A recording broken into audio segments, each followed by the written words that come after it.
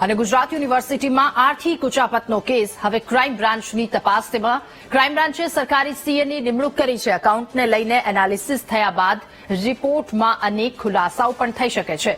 2015થી અત્યાર સુધીના બેંક એકાઉન્ટની એનાલિસિસની પ્રક્રિયા શરૂ કરવામાં આવી છે અને સીએના રિપોર્ટમાં પૂર્વ વાઇસ ચાન્સેલર રજિસ્ટ્રાર એડવાઇઝર કમિટીને પણ ખુલાસા કરવામાં આવશે. પૂર્વ વીસી હિમાંશુ પંડ્યા અને રજિસ્ટ્રાર પીએમ પટેલના નિવેદન લેવામાં આવ્યા ત્યારે Gujarat university registrar PM Patel અને યુનિવર્સિટીના પૂર્વ વાઇસ ચાન્સેલર હિમાંશુ પંડ્યાના નિવેદન લેવામાં આવ્યા છે. ગુજરાત યુનિવર્સિટીમાં 4.9 કરોડની આર્થિક ઉચાપતના કેસમાં ક્રાઇમ બ્રાન્ચે 19 જેટલા લોકોને નોટિસ ફટકારી હતી.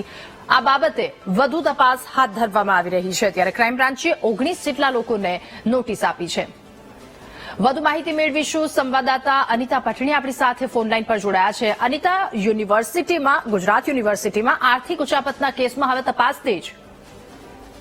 જી દાદા, જે પ્રકારે ગુજરાત યુનિવર્સિટીમાં આર્થિક ઉચાપતને લઈને જે પ્રકારે ક્રાઇમ બ્રાન્ચની તપાસ શરૂ કરવામાં આવી હતી, કમલજીત જે લખતરિયાની ધરપકડ બાદ તેનું વધુ એક દિવસના રિમાન્ડ મેળવ્યા હતા અને સાથે આખા જે ઉચાપતના કેસની અંદર પૂર્વ વીસી હિમાંશુ પંડ્યા અને રજિસ્ટ્રાર પીએમ પટેલને લઈને હાલ નિવેદનની પ્રક્રિયા હાથ ધરવામાં આવી હતી.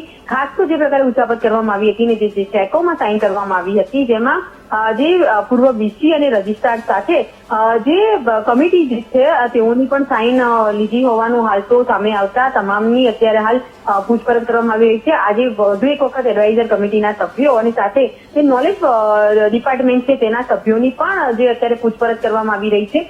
આ સાથે ક્રાઇમ બ્રાન્ચની ટીમે સીએની નિમણૂક કરી છે અને સીએ સરકારી સીએ હોવાનું સામે આવી રહ્યું છે. તેના આધારે જે 6 થી 7 જેટલા એકાઉન્ટ જે લખતરિયાના મળી આવ્યા છે તેના એકાઉન્ટનું એનાલિસિસ કરવામાં આવી રહ્યું છે. કારણ કે 6 થી 7 એકાઉન્ટમાં કેટલાક એકાઉન્ટ બંધ પણ છે અને 2015થી જ્યારથી લખતરિયા ગુજરાત યુનિવર્સિટીમાં જોડાયા તેથી લઈને અત્યાર સુધીના જે બેન્કિંગ ટ્રાન્ઝેક્શન થયા છે અને સાથે જે પૂર્વ વીસી હિમાંશુ પંડ્યા અને રજિસ્ટ્રાર પીએમ પટેલની જે સહીઓ સાથે જે ટ્રાન્ઝેક્શન કરવામાં આવ્યું છે તેના તમામના એનાલિસિસ રિપોર્ટ તૈયાર કરવામાં આવશે. આ રિપોર્ટની અંદર ખાસ તો આજે પૂર્વ વીસી અને રજિસ્ટ્રારની કોઈ ભૂમિકા છે કે નહીં અને લખતરિયા દ્વારા જે આખું ઉચાપત કરવામાં આવ્યું છે જેમાં તેની જ ભૂમિકા છે કે અન્ય કોઈ વ્યક્તિઓની ભૂમિકા છે તે મુદ્દે પણ તપાસ કરવામાં આવી રહી છે. જે ગઈકાલે જયારે પૂર્વ વીસી હિમાંશુ પંડ્યાના નિવેદન બાદ આજે ફરી એક વખત જે કમિટી જે સભ્યો જે છે એને લઈને એડવાઇઝર કમિટીના સભ્યોનું પણ નિવેદન લેવામાં આવી રહ્યું છે અને ફરી વખત નોલેજ ડિપાર્ટમેન્ટની પણ પૂછપરછ કરવામાં આવી રહી છે. ઓકે, ઠીક છે. આભાર આપનો તમામ વિગતો સાથે જોડાવા બદલ.